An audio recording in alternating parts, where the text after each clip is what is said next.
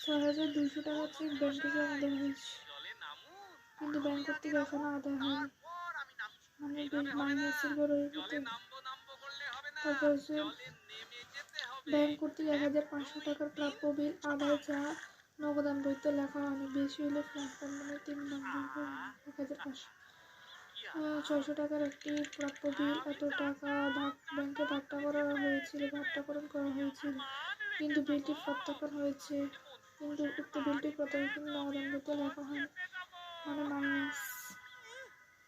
ভাট্টাকৃত প্রাপ্য বিল প্রত্যাখ্যান। ২৫০ টাকার একটি চেক নগদান বইতে 2বার ডেবিট করা হয়েছে। ২৫০ টাকার একটি চেক নগদান বইতে 2বার ডেবিট করা হয়েছে। নগদান বইতে 2বার ডেবিট করা হয়েছে, তার মানে মাইনাসের বড়।